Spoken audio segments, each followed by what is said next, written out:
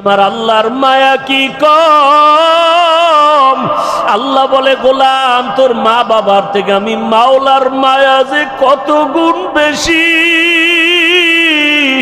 সন্তানের কান্না দেখলে যদি মা বাবার অন্তরে মায়া হয়, ওরে ওই মা বাবাই তো তোরে বানায় নাই, এত সুন্দর চেহারাটা দিয়া বানাইছি আমি, তোর জবান দিয়া কথা বলার শক্তি দিয়েছি আমি, আরে তোরে খানার ব্যবস্থা করেছি আমি, ঘুমের ব্যবস্থা করেছি আমি। ওরে বান্দা, তুই আমার দেওয়া জবান দিয়া যদি একবার আল্লাহ বলিয়া মোহাব্বতে ডাক দাও, ওরে আমি মাওলার কুদরতি অন্তরে মায়ার জোশ, আমি আল্লাহ পাক রহমতের দরজা দিয়া তোরে ডাক দিয়া নিয়া বলবো, আয় আয় আয়। ওরে চোখের পানিটা যখন তুই ছেড়ে দিবি, আমি আল্লাহর মায়া কেন হবে না? 99 গুণ মায়া নিয়ে আমি তোর দিকে তাকাইয়া থাকি। কখন তুই জিব্বা দিয়ে আমি আল্লাহকে মায়া করে একবার আল্লাহ বলে ডাক দিবি। ইমাম সাহেবের পরামর্শ নিয়া ওই জাহান্নামী গুনাহগার বান্দা রাতের গভীর, আজ রাতে আর ঘুমায় না, রাতের শেষ ভাগে আজকে মালিকের ডাকবে। ইমাম সাহেবের পরামর্শ নিয়া ওই আল্লাহর বান্দা রাতের বেলা যখন শেষ ভাগ চলিয়ে আসলো, অন্ধকারে রুমের পার্শ্বে একটা জায়গায় বসিয়া ওযু বানাইয়া জায়নামাজ বিছাইয়া সেজদায় পড়ে কান্না শুরু করলো, ও আল্লাহ আমারে মাফ করে দাও, আমাকে মাফ করে দাও, ইয়া রব্বি গফিরলি, ইয়া রব্বি গফিরলি, ইয়া রব্বি গফিরলি। এমন কান্না, এমন কান্না, ঘরের বাচ্চারা পর্যন্ত এক পর্যায়ে আওয়াজ বাড়তে বাড়তে সজাগ হয়ে গেছে। স্ত্রী ডাক দিয়ে কয়, ও স্বামী আমার, তুমি জীবনভর এত অন্যায় করছো, এখন কান্না করতেছো কেন? বলে, আল্লাহর কাছে ক্ষমা চাই। হঠাৎ করে গাইবি একটা আওয়াজ, এরে বান্দা তুই যতই কাঁদো তোর ক্ষমা নাই, ক্ষমা নাই, ক্ষমা নাই। ওরে তুই কান্না করে কি লাভ? এত বড় বড় অন্যায় তুই করছো। আওয়াজটা স্ত্রী পর্যন্ত কানে শুনছে। এবার আল্লাহর বান্দা কান্না বন্ধ করে না, আরো জোরে জোরে ফোফায় ফোফায় কান্না করে, আরো জোর লাগায় কাঁদে আর বলে, ও দয়ার মালিক, গুনার কারণে ফিরাইয়া দিও না। ওরে আমার মতো গুনাহগার কেউ নাই, শয়তানের ধোকায় পড়ে গুনাহ করলাম, গুনার কারণে আমার হাত না পাক, আমার চোখ না পাক, আমার জিহ্বা না পাক, আমার অন্তর না পাক, আমার মতো জাহান্নামী কেউ নাই। মানুষ আমারে ভালো বলে, আসলে আমি তো বড় খারাপ মানুষ। আমার জবানটা গুনার কারণে না পাক, আমার চোখ দুইটা গুনার কারণে না পাক। স্ত্রী ডাক দিয়া বলে, তুমি গাইবি আওয়াজ শুনো নাই, তোমার ক্ষমা নাই, তুমি আবার কান্না করো কেন? আল্লাহর বান্দা বলে, বিবি বলো, এই কান্নার দরজা বাদ দিয়া অন্য কোনো দরওয়াজা আছে নাকি? বলো, সেখানে গিয়া কান্না করব। স্ত্রী বলে, আর কোনো দরওয়াজা নাই। বলে, তাহলে যেহেতু একটাই দরওয়াজা, গফফার নামের দরওয়াজা, রহমান নামের দরওয়াজা, এই দরওয়াজা ছাড়া যেহেতু আর কোনো দরওয়াজা নাই, আমাকে ক্ষমা না করলে আমি কান্না বন্ধ করব না, আমি কান্না করেই যাব। একটা সন্তান কান্না করলে মা বাবায় যদি মায়া করে, একটা ছাত্র কান্না করলে যদি শিক্ষকের মায়া বাড়ে, আমার রহমানের দরজা আমি ছাড়ব না, কান্না করতেই থাকব। আমার পরিণামে যা হবার হবে, তবে কান্না আর আমি বন্ধ করব না। এই বলি আবার কান্না শুরু, আর ডাকেও, দয়ার মালিক, তোমার বান্দা তুমি বানাইছো, তোমার ছেলে নাই, মেয়ে নাই, আমরাই তোমার আদরের গোলাম। শয়তানের ধোকায় পড়ে গুনাহ করেছি, গুনার দিয়ে তাকাইয়া ফিরাইয়া দিও না রে আল্লাহ। গুনার কারণে দিলটা পাথর, চোখে পানিও নাই। ও আমার গুনাহগার বাবারা, ও যুবক বাবারা, চোখে কি পানি নাই? গুনার কথা স্মরণ করে আমার মালিকের ডাক দাও, আর আমার মালিকের কাছে ক্ষমা চাও। ওরে আজকে রাত্রে তুমি এখানে আসো, কালকে কোথায় থাকবা জানা নাই। আল্লাহর বান্দা কান্না বন্ধ করে না, কান্না চালু রাখছে। এমন কান্নার এক পর্যায়ে হঠাৎ করে আবার গাইবি আওয়াজ,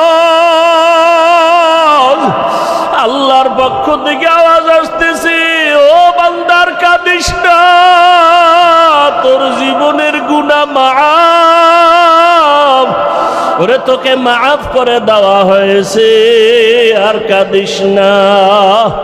বান্দা আবার কান্না শুরু করলো, বলে এতক্ষণ কান্না করেছি ভয়ে, আযাবের ভয়, এখন কাঁদি আমার মালিকের মুহাব্বত। যত কান্না করব তত মালিকের মায়া বেড়ে যাবে, আমার মাওলা আমার দিকে মায়ার নজরে তাকাইবেন। এই জন্য আমি বেশি বেশি কান্না করতেছি। ও আল্লাহর বান্দারা, দুনিয়ার রং তামাশায় পড়িয়ে তো গুনাহ কম করো নাই। মনে চাইছে দাড়ি কাটবা, কেটে ফেলেছো, কেউ বাধা দিছে মানো নাই। মনে চাইছে নামাজ পড়বা না, কেউ বুঝাইছে নামাজ পড়ো নাই। মনে চাইছে সারা রাত মোবাইলে গুনাহ করবা, কারো বাধা মানো নাই। মনে চাইছে পার্কে ঘুরবা, পার্কে দৌড়াইছো, কারো বাধা মানো নাই। আরে কয়দিন এইভাবে চলবা, আজরাইলের হাতে কি ধরা পড়বা না?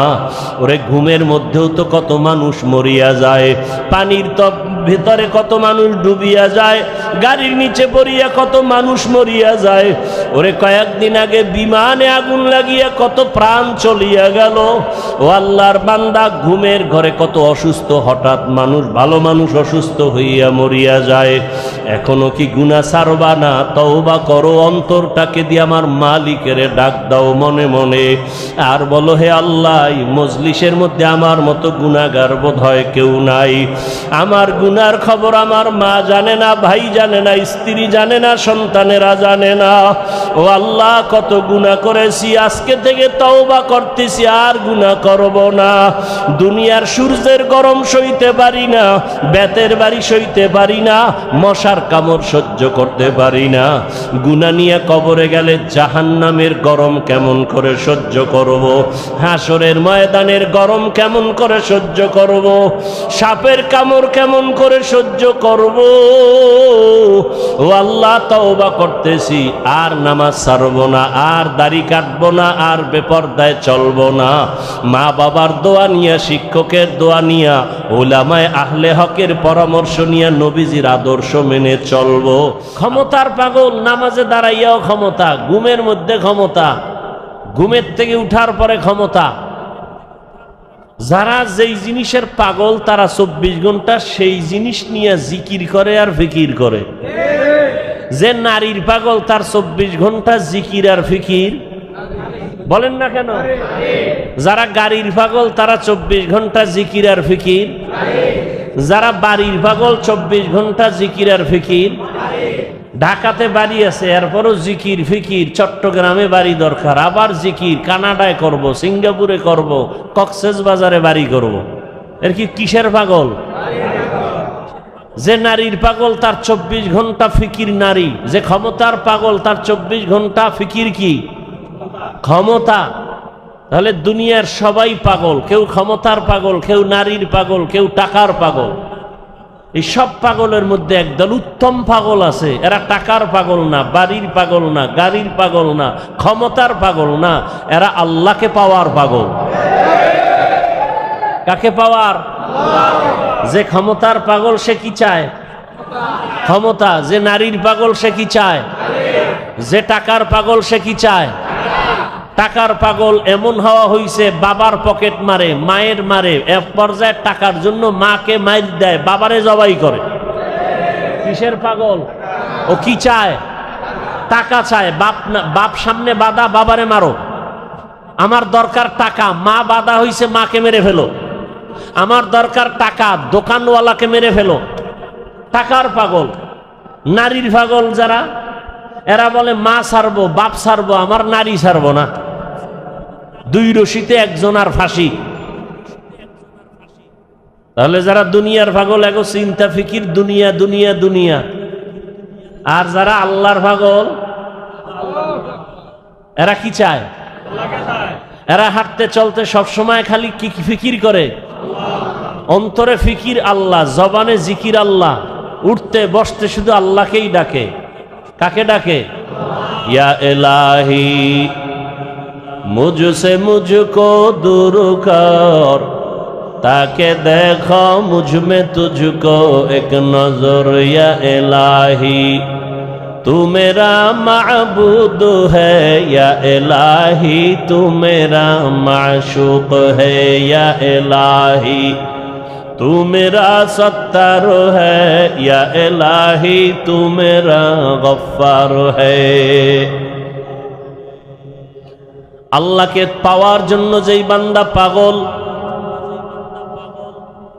যে পাগল হইছে কেন? কইটার মধ্যে মজা পাইছে।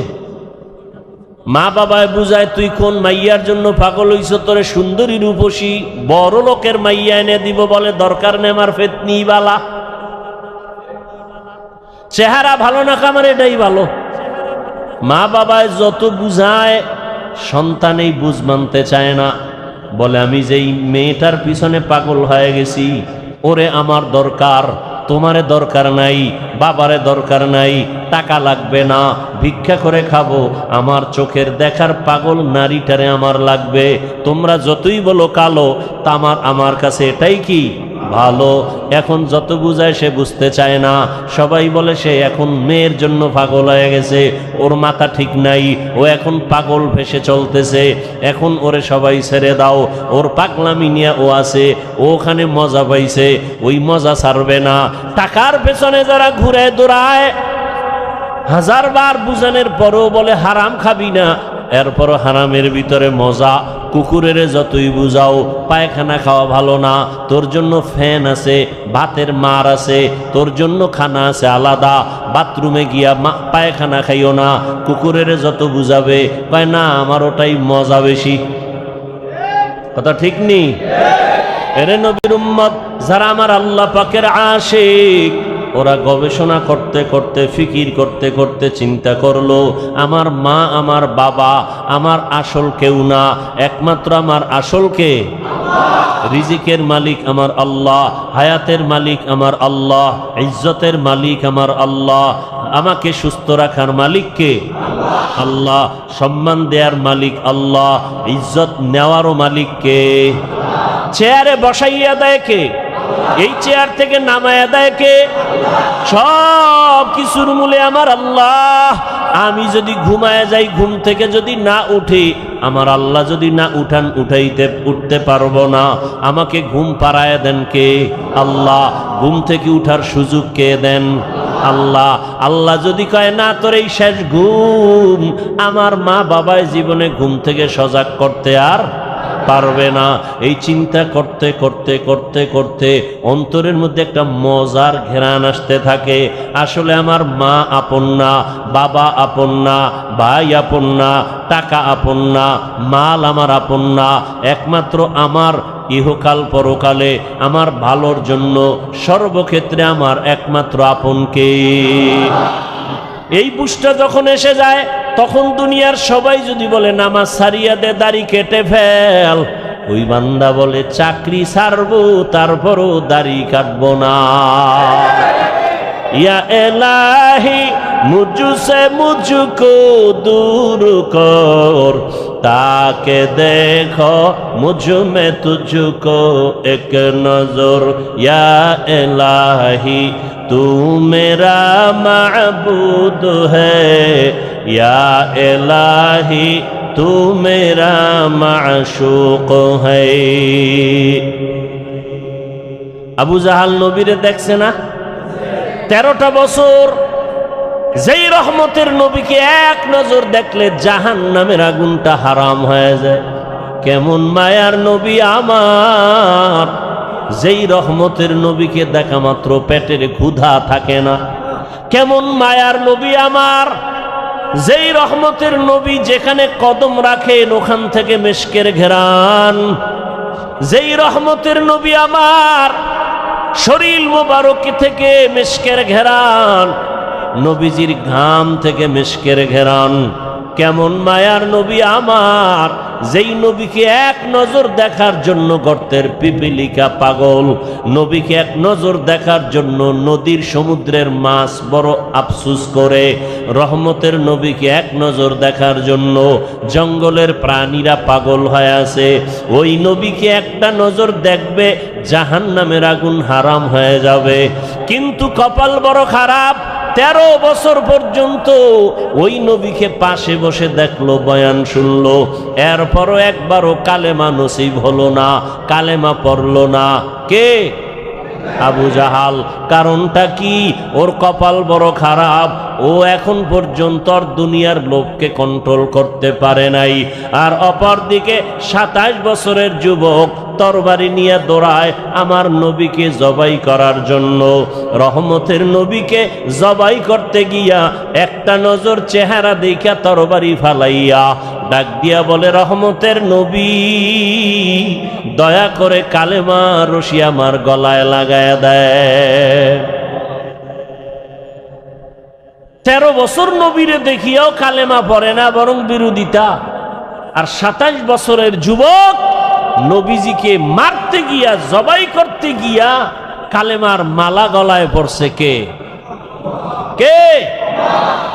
এর নাম হেদায়াত, এর নাম কফাল। এরে আল্লাহর বান্দারা, দুনিয়াতে কে পাঠাইছেন আমাদের? আমরা জোর করে আসতে পারছি? হ্যাঁ, আমরা জোর করে কেউ আসতে পারি নাই। দয়া করে আল্লাহ আমাদের পাঠাইছেন। আল্লাহ যদি না পাঠাইতেন আসার কোনো সুযোগ ছিল না। আল্লাহ দয়া করে পাঠাইছেন। কেন? বলে আমার ইবাদত করার জন্য। তোমার কাজ একটা, শুধু আমার ইবাদত।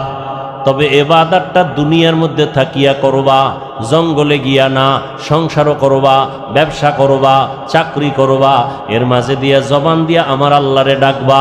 নামাজের সময় নামাজও পড়বা, মা বাবার হকও আদায় করবা, স্ত্রীর হকও আদায় করবা, সন্তানের হকও আদায় করবা, প্রতিবেশীর হক আদায় করবা, ভাইয়ের হক আদায় করবা, বোনের হক আদায় করবা, তোমার বাবার হক আদায় করবা, মুরব্বীর হক আদায় করবা। এর মধ্য দিয়া তুমি আমার হকও আদায় করবা। সব ঠিক রাইখা যখন তুমি আমি আল্লাহকে আল্লাহ বলে ডাক দিবা, তোমার ওজনটা অনেক বেড়ে যাবে। আমি আল্লাহ দুনিয়ায় পাঠাইলাম, দুনিয়ার কাজের মাঝখান দিয়া আল্লাহর ইবাদত করবা, এই কাজের জন্য আমি পাঠাইলাম। দুনিয়া ছাড়া এ ইবাদত আর আলাদা জায়গায় করা যাবে না। দুনিয়াতেই দিলাম আমি ইবাদত করার জন্য। এখন ইবাদতটা করা মাত্র তুমি চলে আসো। তোমার থাকার জায়গা দুনিয়া না, তোমার ঘুমানোর জায়গা দুনিয়া না, আরামের জায়গা দুনিয়া না। আমি আল্লাহ তোমার চির শান্তির জন্য আরামের ঘর বানায় রাখছি, জান্নাত। বেহেশত আযাকে আযারে নবাশত, কাছে রাবা কাছে কারে নবাশত। আল্লাহ সতর্ক বাণী দিয়ে বললেন, ইয়া আইয়ুহাল্লাযীনা আমানুত্তাকুল্লাহ, ও মুমিন আমি আল্লাহকে ভয় কর। ওয়াল তানজুর নাফসুম মা কদ্দামাত লিগাদিন ওয়াত্তাকুল্লাহ। সামনে তোমার একটা জীবন আছে, ওই জীবন তোমার আসল জীবন। দুনিয়ার জীবনের তোমার কোনো মূল্য নাই, 1 ঘন্টার গ্যারান্টি নাই, 1 সেকেন্ডের কোনো ভরসা নাই। ওরে আল্লাহর বান্দা, তোমার আসল জীবন হলো চক্ষু বন্ধ হওয়ার পরের জীবন। ওই জীবনটা তোমার আসল জীবন, ওই জীবন তোমার অনন্তকালের জন্য। সম্বল সঞ্চয় করছো কিনা ভালো করে নজর নাও। ওয়াত্তাকুল্লাহ, আমি আল্লাহকে ভয় করো। বারবার আল্লাহ ভয় করার কথা কেন বলেন? আল্লাহকে ভয় না করলে মানুষ অন্যায় থেকে দূরে থাকবে না। সন্তান মা বাবারে যদি ভয় না করে, ওই সন্তান মা বাবার সামনে অন্যায় থেকে ফিরবে না। ছাত্র যদি শিক্ষকের ভয় না করে, ওই ছাত্র অন্যায় থেকে ফিরবে না।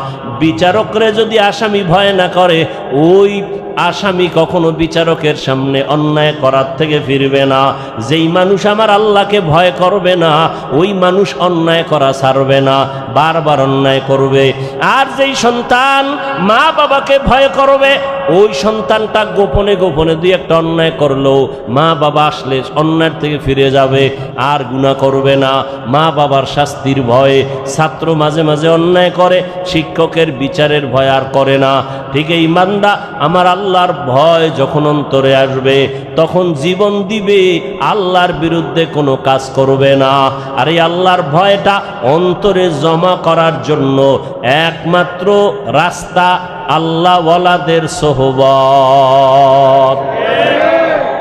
আল্লাহওয়ালা যারা, আল্লাহর ওলি, এদের নেক নজর, এদের দোয়া, এদের পরামর্শ। কারণ কিয়ামত পর্যন্ত আর এক সেকেন্ডের জন্য জমিনে নবীজি আসবেন? কালেমার দাওয়াত দিতে নবী আসবেন? চট্টগ্রামে নবীজি আইসা কালেমার দাওয়াত দিবেন? ঢাকাতে নবীজি আইসা কখনো কালেমার দাওয়াত দিবেন? নবী আর জীবনে দাওয়াত দিতে আসবেন না। সাহাবায়ে কেরাম আসবেননি? আসবেন না। এরপরে আইম্মায়ে কেরামরা আসবেননি? আসবেন না। বড় বড় বড় বড় আউলিয়ায়ে কেরামরা আসবেন? খাজা মঈনুদ্দিন আসবেন দাওয়াত দিতে? আর আসবেন না। কিয়ামত পর্যন্ত একমাত্র জান্নাতের পথ পাওয়ার ঠিকানা উলামায়ে আহলে হকের সোহবত। উলামায়ে আহলে হকের সোহবত। এই জন্য আল্লাহ বলেন বারবার আমাকে ভয় কর। আমাকে ভয় না করলে হাজারো বয়ান শুনবা, তোমার এই বয়ান অন্তরের মধ্যে যাবে না। কারণ তোমার অন্তরে আল্লাহর আযাবের কোনো ভয় নাই। ইন্নাল্লাহা খাবীরুম বিমা তা'মালুন। তুমি যা করো এ বিষয়ে অগ্রিম সবকিছু কে জানেন? আল্লাহকে ফাঁকি দেওয়া যাবে? ফাঁকি দেওয়া যাবে না। আল্লাহ বলে বান্দা আমাকে ভয় কর, গুনাহ থেকে দুনিয়ার মহাব্বত সারিয়া আখেরাতের লাইনে তুমি মজবুতি অর্জন করো। আখেরাতের বাজার ঠিক মতো করো। আখেরাতের বাজার হলো ইবাদত। আখেরাতের বাজার কি? ইবাদত মানে কি শুধু নামাজ? হাসি দিবেন ইবাদত, কান্না করবেন ইবাদত, মা বাবার সাথে কথা বলবেন ইবাদত, আপনি বিবাহ শাদী করবেন ইবাদত, চাকরি করবেন ইবাদত, ব্যবসা করবেন ইবাদত, লেখাপড়া করবেন ইবাদত। সব কিছু আল্লাহর মোহাব্বত নিয়ে করবেন, নবীর আদর্শ মেনে করবেন, ইবাদত হয়ে যাবে। বাথরুমে গিয়ে বসে থাকবেন, সেটাও আপনার ইবাদত হিসাবে পরিণত হবে যদি আল্লাহর মোহাব্বত, রসুলের আদর্শ অনুযায়ী বাথরুম করেন। আল্লাহর মোহাব্বত আর কার আদর্শ? আর কারো আদর্শ মানা যাবে না। সব আদর্শ ভেজাল। নির্ভেজাল আদর্শ মদিনার রসুলের। দুনিয়ার সব আদর্শ নাপাক। সব আদর্শ একমাত্র পাক আদর্শ কি? রহমতের নবীর আদর্শই কি? পাক। রহমতের নবীর আদর্শ গ্রহণ করার কারণে মক্কার চূড়ান্ত খারাপ মানুষ জান্নাতের অগ্রিম টিকিট হাতে নিয়েছেন। ঠিক না? কয়জন? কয়জন? রসুলের আদর্শের কারণে আল্লাহ জান্নাতের টিকিট তাদের হাতে দিয়েছেন। তারা মরিয়াও অমর। এখনো তাদের নাম, যশ, খ্যাতি, এত সুনাম। সমস্ত সাহাবায়ে কেরামদের নাম শুনিয়া মানুষের দিলের মধ্যে মায়া লাগে। এমন এমন ঘটনা বললে মানুষ চোখের পানি ধরে রাখতে পারে না। কান্না কান্না। তাদের এত সুন্দর আমল, এত সুন্দর এলেম, এত সুন্দর নামাজ, এত সুন্দর তেলাওয়াত, এত সুন্দর তাকওয়া, এত সুন্দর ইখলাস, এরপরেও জান্নাতের টিকিটও হাতে রেডি। এরপরেও কান্না কান্না কান্না। সারাদিন সারা রাত শুধু কান্না। মালিকের দরবারে কেমনে দাঁড়াবো? হ্যাঁ, অন্ধকার কবরে কেমনে একা থাকবো? তাদের সম্মান কমছে? কমে নেই। আচ্ছা, আমাদের বর্তমান হালাত, সারা দুনিয়ার অবস্থা বড় খারাপ। এই খারাপের ভিতরে যাদের কাছে রসুলের আদর্শ আছে এদের অবস্থা অনেক সম্মানের, অনেক শান্তির। এদের মতো শান্তিতে সম্মানে আর কেউ নাই। একজন আল্লাহর বান্দা টুপি পরে না, জামা পরে না, পাগড়ি পরে না, দাড়িটা রেখে দিছে। এই ভাই তুমি পাগড়ি পরো না, দাড়িটার উপরে মজবুত কেনা, দাড়ি ছাড়বো না। পাগড়ি মাঝে মাঝে পরলাম না, পরলাম নাই, দাড়ি ছাড়বো না কেন? আমি চিন্তা ভাবনা করে দেখলাম মরার পরে আমার সাথে রসুলের একটা আদর্শ যাবে, সেটা দাড়ি। মরার পরে কোন আদর্শটার সাথে যাবে? দাড়ি। জাহিরি ভাবে দেখা যাবে দাড়ি।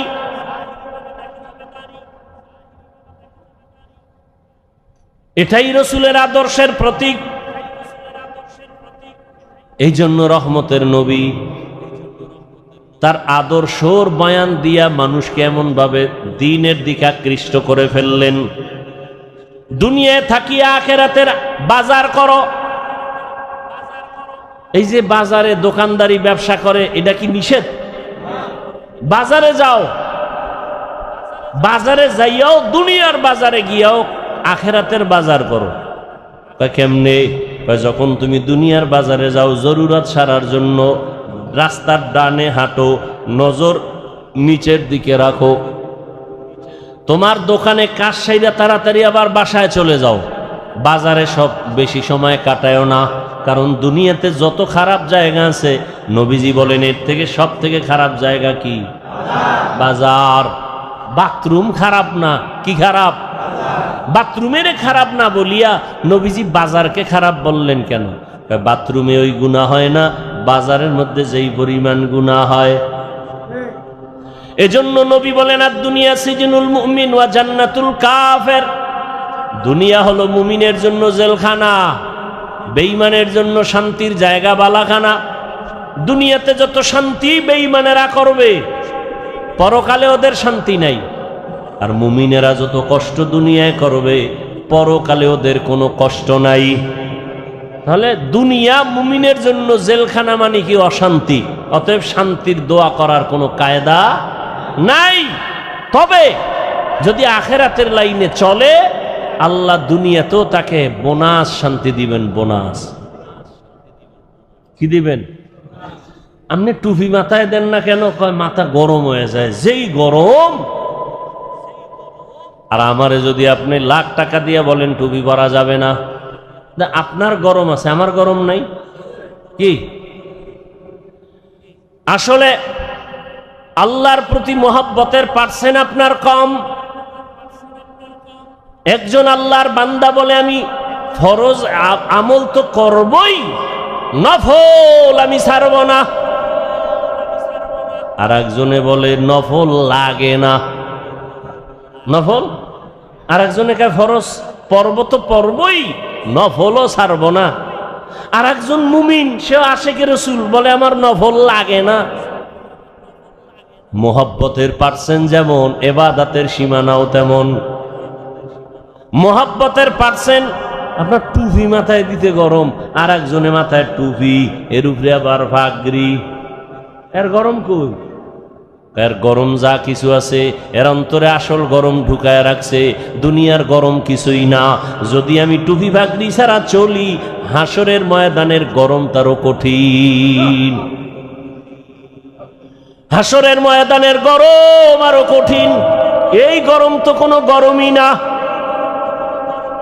দিনের বেলা সূর্য, রাতের বেলা নাই, এর পরেও কেন এত গরম? সূর্য তো দিনে আসিল, রাত্রে আছে নাই, এরপরও কেন এত গরম? আর এই সূর্যটা বিজ্ঞানীরা বলে 9,30,00,000 মাইল উপরে। এই সূর্যের একটা মুখ নিচে দেওয়া, বাকি সব উপরে। আবার এই মুখটার তাপ ফেরেশতারা পানি দেয় ঠান্ডার জন্য, আবার ওই তাপটা ডাইরেক্ট জমিনে আসে না, সূর্যের নিচে একটা গ্যাসের পাতলা আবরণ আছে, ওইটা আটকাইয়া রাখে সূর্যের আলোটারে। এরপরে আস্তে করে বাকি তাপটা জমিনে ছাড়ে। জমিনে আসার পরে ওই তাপটাও বান্দার কষ্ট হবে। আল্লাহ তাআলা পোশাকের আয়োজন করে দিলেন, মাথার পোশাক চুল, শরীরের পোশাক লাগাও, সূর্যের পোশাক আলোটা ইসা তোমার যেন ডাইরেক্ট হিট করতে না পারে। জঙ্গলের প্রাণীর পোশাক হইল পশম, শরীরের উপরে পশম, এরপরে চামড়া আল্লাহ দিয়া রাখছেন। আবার এই পোশাকের মধ্যে রহমতের নবী সবুজটাও ব্যবহার করেছেন, কালো রং ব্যবহার করেছেন, সাদাটা বেশি ব্যবহার করেছেন। কেন ১৫০০ বছর পরে বিজ্ঞানীরা গবেষণা করে বের করলো রহমতের নবী সবুজ কালারটাও ব্যবহার করেছেন, কালোটাও ব্যবহার করেছেন, সাদাটা বেশি ব্যবহার করলেন কেন? বিজ্ঞানীরা এটা গবেষণা করে বের করলো সাদা কালারটা শীতের মধ্যেও শরীরের সাথে অ্যাডজাস্ট হয় এবং গরমের মধ্যেও অ্যাডজাস্ট হয়, অন্য কালার হয় না। প্রচন্ড ঠান্ডা সাদা কালার কন্ট্রোল করে শরীরের সাথে ম্যাচিং করে দেয়, প্রচন্ড গরম সাদা কাপড় সাদা কালারে কনভার্ট করে শরীরের সাথে অ্যাডজাস্ট করে দেয়, শরীরের উপরে বেশি কোনো যেন আঘাত না করে। আরব দেশে যান, সৌদি আরবে আমি গেলাম, ওখানে দেখলাম আরে আমরা পাতলা জামা পরি, আর এরা মোটা মোটা সাদা জামা পরি, অনেক মোটা কাপড়ের জামা। গবেষণা তো ঠিকই, সাদা কাপড়ে প্রচন্ড গরমকে এই সাদা কালারটায় কন্ট্রোল করে ফেলে। ভাইরা আমার, সারা দুনিয়ার মানুষকে আল্লাহ পাঠাইছেন দুনিয়ার জায়গায় ইবাদত করার জন্য। তোমার কাজ ইবাদত। এবার তুমি খাবা কি সেই বিষয়ে চিন্তা কার? আল্লাহ কয় কি খাবি ওই চিন্তা পরে করো কেন? তোরে পাঠাবার আগেই তো এটা কমপ্লিট করে রাখছে, তুই এই চিন্তা করো কেন? এটা যদি করতি নাই না আগেই তো করে দিস। তুই দুনিয়াতে বাঁচবি কত ঘন্টা, কত লোকমা খানা তোর মুখে যাবে সব বরাদ্দ, কত ডোক পানি তুই পান করবি সব লেখা, কত ঘন্টা তুমি ঘুমাইবা তাও সিলেক্ট করে রাখছেন আমার আল্লাহ, সব তোমার রিজার্ভে আছে। তুমি একবেলা খাও নাই, ওটা তোমার জন্য রিজার্ভে নাই, তোমার একবেলা খানা হবে না, সব আল্লাহ রেডি করে দুনিয়ায় পাঠাইছেন।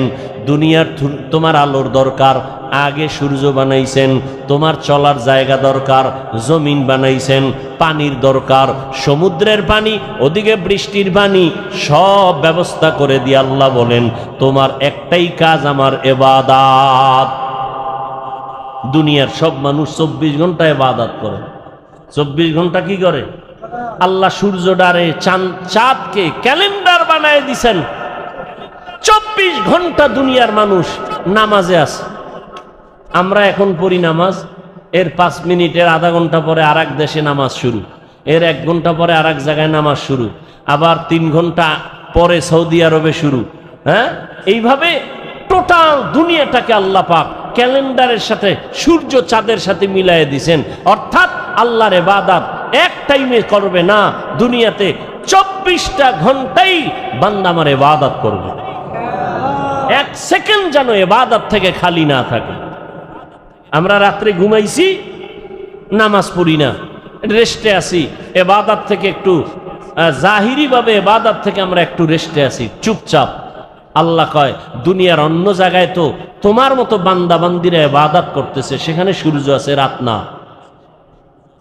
এখন তুমি যদি বলো ওই আরব দেশের যখন নামাজ পড়ে আমি তখন পড়ব, এই চিন্তা যদি লেবানন করে, লন্ডন করে, আমেরিকা করে, তাহলে ইবাদত এক টাইম হবে আর এক টাইম হবে না। আল্লাহ কয় না না, আমি পাঠাইছি ইবাদতের জন্য। ২৪ ঘন্টার সেকেন্ডে সেকেন্ডেই সারা দুনিয়ার মানুষ ইবাদত করবে। এজন্য রাত আমি ঘুরায় ঘুরায় দিছি, দিন আমি ঘুরায় ঘুরায় রাখছি। সূর্যটা ঘুরে ঘুরে আলো দেয়, ঘুরে ঘুরে আলো দেয়। এখানে রাত, ওখানে দিন, ওখানে দিন, এখানে রাত, ঠিক নেই? আল্লাহ নিজাম করে দিলেন, সিস্টেম করে দিলেন, তার বান্দারা সব সময় ইবাদতের মধ্যে থাকবে। ওই আল্লাহর ইবাদতের জন্য বান্দা তোমাকে বড় পীর, মাওলানা, মুফতি, মুহাদ্দিস, এমএ পাস, বিএ পাস করা লাগবে না। তোমার অন্তর পরিশুদ্ধ করা লাগবে, অন্তর গুনাহমুক্ত করতে হবে। আর অন্তরকে যদি গুনাহমুক্ত করতে চাও, এই জমিনের মধ্যে একা একা সম্ভব না। অন্যের মাধ্যমে তোমার অন্তর পরিশুদ্ধ করো। অন্যের মাধ্যম অন্য কারা? একমাত্র নবীজির আদরের বন্ধু উলামায়ে আহলে হক। সমস্ত উলামায়ে আহলে হক ওয়ারাসাতুল আম্বিয়া, আম্বিয়া কেরামের ওয়ারিস। আলেম ওলামা ছাড়া আমার রসুলের আর কোনো আপন বন্ধু কেউ নাই। অতএব এদের কথা শুনে আমল করো। নবী বলেন, এদের কথা শুনে যদি চলো, আমি রসুল তোমার উপরে খুশি। আল্লাহ কয়, রসুল যার উপরে খুশি আমি আল্লাহ তার উপরে খুশি, আর আমি আল্লাহ যার উপরে খুশি সে বিনা হিসাবে জান্নাতি। আতিনা ফি দারে দুনিয়া না হাসান, আতিনা ফি দারে উকবা না হাসান, ইয়া গিয়াসাল মুস্তাগীসিন ইহদিনা লাফতিখারা বিল উলুমে ওয়াল গিনা। আল্লাহর ইবাদতের জন্য নিজেকে আত্মসমর্পণ করে দাও। আমি যে যত কাজ করব সব আমার আল্লাহর রাজি খুশি অনুযায়ী হতে হবে।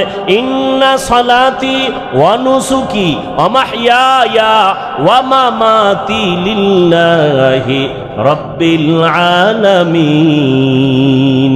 ইব্রাহিম নবী দোয়া করলেন, আমার নামাজ, আমার কোরবানি, আমার বেঁচে থাকা, আমার মরে যাওয়া কার জন্য? আল্লাহর জন্য আমি বেঁচে আছি। আল্লাহর জন্য বেঁচে আছি মানে যতক্ষণ বেঁচে আছি আমি আল্লাহর হুকুম অনুযায়ী চলব। আমার ব্যবসা বাণিজ্য সব কিছু আমার আল্লাহর জন্য।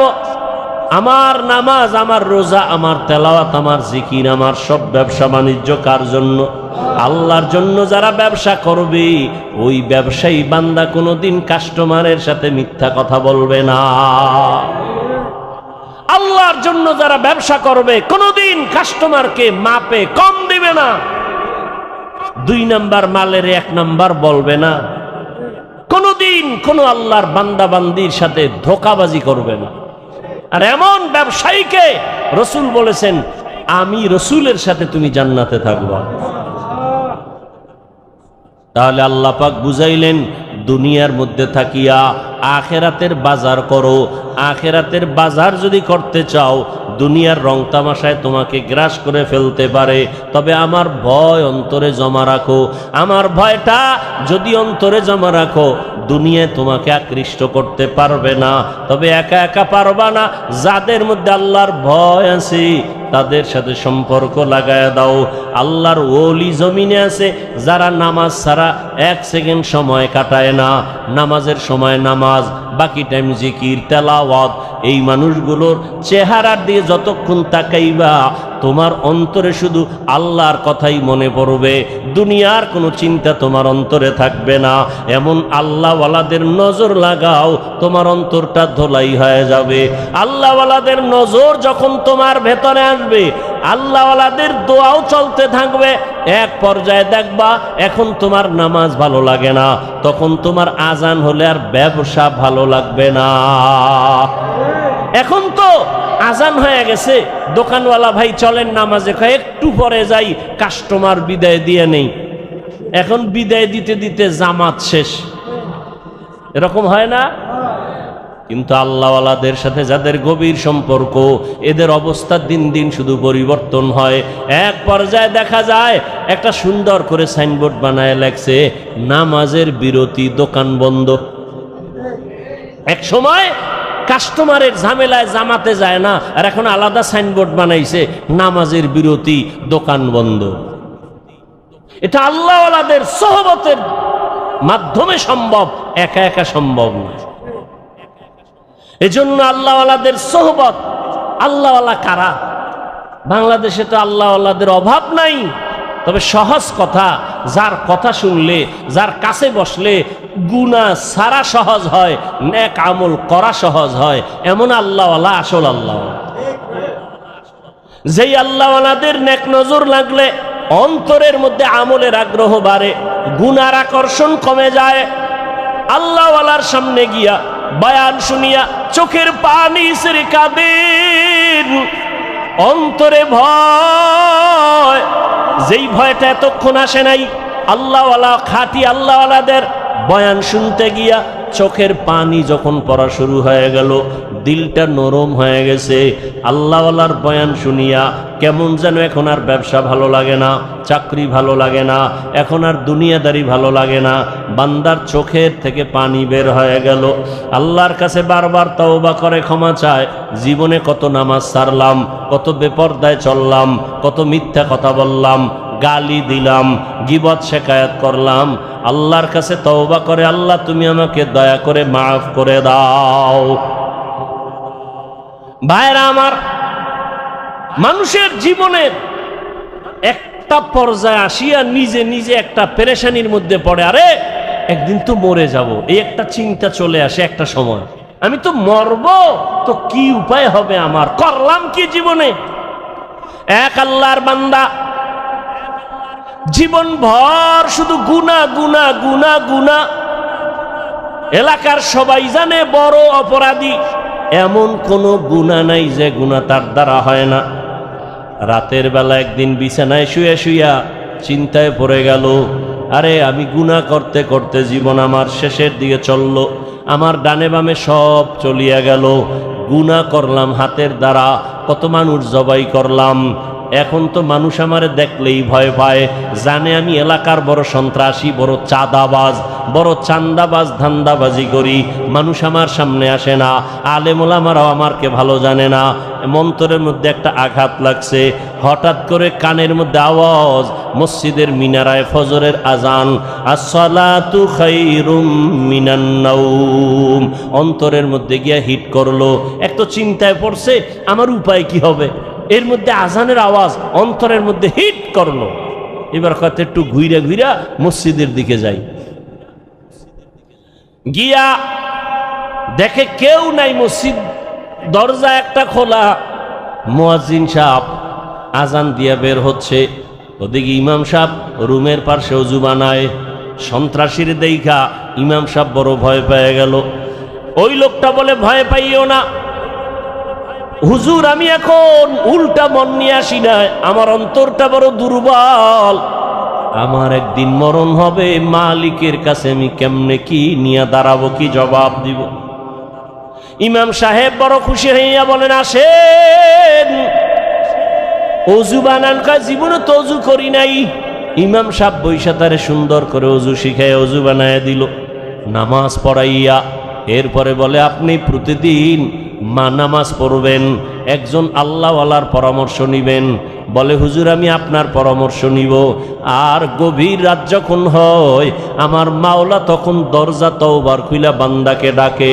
অতিও গভীর হয় রজনী যখন, নীরবে প্রভুর নাম জপিও তখন।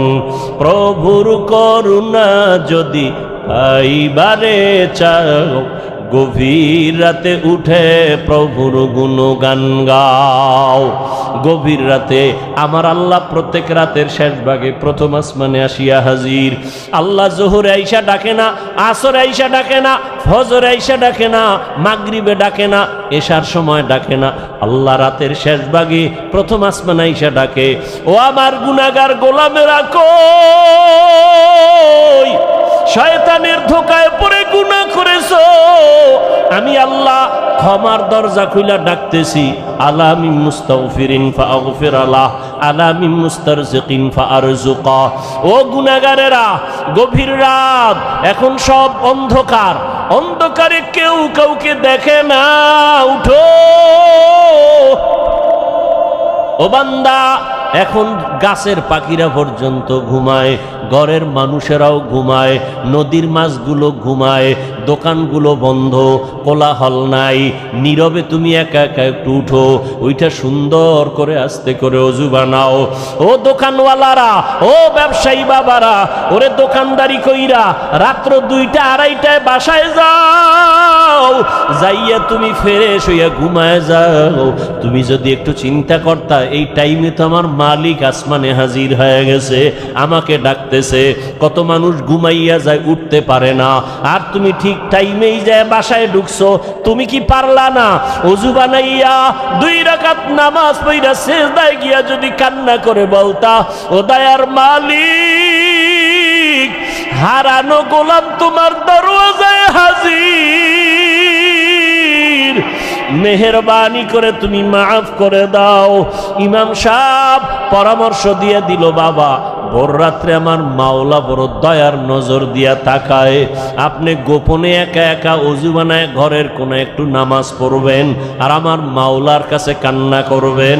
চোখের পানি দেখলে মা বাবার মায়া সন্তানের দিকে বেড়ে যায়, ছাত্রের চোখে পানি দেখলে শিক্ষকের মায়া বেড়ে যায়, আসামির চোখে পানি দেখলে বিচারকের মায়া বেড়ে যায়। ওরে ওদের থেকে আমার আল্লাহর মায়া কি কম? আল্লাহ বলে, গোলাম তোর মা বাবার থেকে আমি মাওলার মায়া যে কত গুণ বেশি।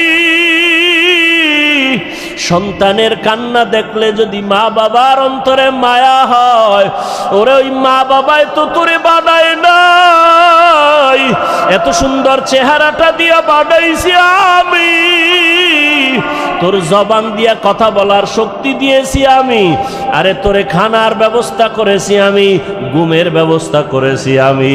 ওরে বান্দা, তুই আমার দেওয়া জবান দিয়া যদি একবার আল্লাহ বলিয়া মোহাব্বতে ডাক দাও, ওরে আমি মাওলার কুদরতি অন্তরে মায়ার জোশ, আমি আল্লাহ পাক রহমতের দরজা দিয়া তোরে ডাক দিয়া নিয়া বলবো, আয় আয় আয়। ওরে চোখের পানিটা যখন তুই ছেড়ে দিবি, আমি আল্লাহর মায়া কেন হবে না? 99 গুণ মায়া নিয়ে আমি তোর দিকে তাকাইয়া থাকি। কখন তুই জিব্বা দিয়ে আমি আল্লাহকে মায়া করে একবার আল্লাহ বলে ডাক দিবি? ইমাম সাহেবের পরামর্শ নিয়া ওই জাহান্নামী গুনাহগার বান্দা রাতের গভীর, আজ রাতে আর ঘুমায় না, রাতের শেষ ভাগে আজকে মালিকের ডাকবে। ইমাম সাহেবের পরামর্শ নিয়া ওই আল্লাহর বান্দা রাতের বেলা যখন শেষ ভাগ চলিয়ে আসলো, অন্ধকারে রুমের পার্শ্বে একটা জায়গায় বসিয়া ওযু বানাইয়া জায়নামাজ বিছাইয়া সেজদায় পড়ে কান্না শুরু করলো, ও আল্লাহ আমারে মাফ করে দাও, আমাকে মাফ করে দাও, ইয়া রব্বি গফিরলি, ইয়া রব্বি গফিরলি, ইয়া রব্বি গফিরলি। এমন কান্না, এমন কান্না, ঘরের বাচ্চারা পর্যন্ত এক পর্যায়ে আওয়াজ বাড়তে বাড়তে সজাগ হয়ে গেছে। স্ত্রী ডাক দিয়ে কয়, ও স্বামী আমার, তুমি জীবনভর এত অন্যায় করছো, এখন কান্না করতেছো কেন? বলে, আল্লাহর কাছে ক্ষমা চাই। হঠাৎ করে গাইবি একটা আওয়াজ, এরে বান্দা তুই যতই কাঁদো তোর ক্ষমা নাই, ক্ষমা নাই, ক্ষমা নাই। ওরে তুই কান্না করে কি লাভ? এত বড় বড় অন্যায় তুই করছো। আওয়াজটা স্ত্রী পর্যন্ত কানে শুনছে। এবার আল্লাহর বান্দা কান্না বন্ধ করে না, আরো জোরে জোরে ফোফায় ফোফায় কান্না করে, আরো জোর লাগায় কাঁদে আর বলে, ও দয়ার মালিক,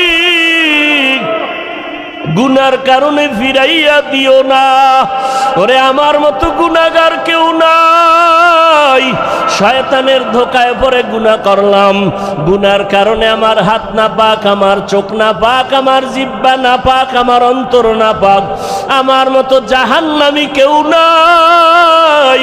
মানুষ আমারে ভালো বলে, আসলে আমি তো বড় খারাপ মানুষ, আমার জবানটা গুনার কারণে না পাক, আমার চোখ দুইটা গুনার কারণে না পাক। স্ত্রী ডাক দিয়া বলে, তুমি গাইবি আওয়াজ শুনো নাই, তোমার ক্ষমা নাই, তুমি আবার কান্না করো কেন? আল্লাহর বান্দা বলে, বিবি বলো, এই কান্নার দরজা বাদ দিয়া অন্য কোনো দরওয়াজা আছে নাকি? বলো, সেখানে গিয়া কান্না করব। স্ত্রী বলে, আর কোনো দরওয়াজা নাই।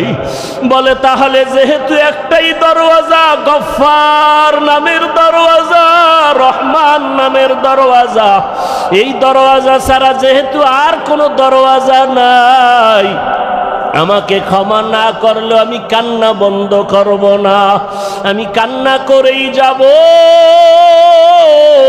একটা সন্তান কান্না করলে মা বাবায় যদি মায়া করে, একটা ছাত্র কান্না করলে যদি শিক্ষকের মায়া বাড়ে, আমার রহমানের দরজা আমি ছাড়ব না, কান্না করতেই থাকব। আমার পরিণামে যা হবার হবে, তবে কান্না আর আমি বন্ধ করব না।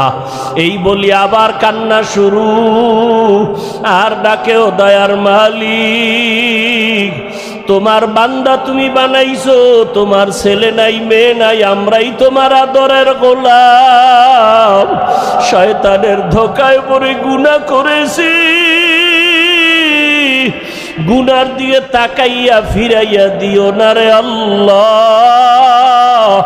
গুনার কারণে দিলটা পাথর, চোখে পানিও নাই। ও আমার গুনাহগার বাবারা, ও যুবক বাবারা, চোখে কি পানি নাই?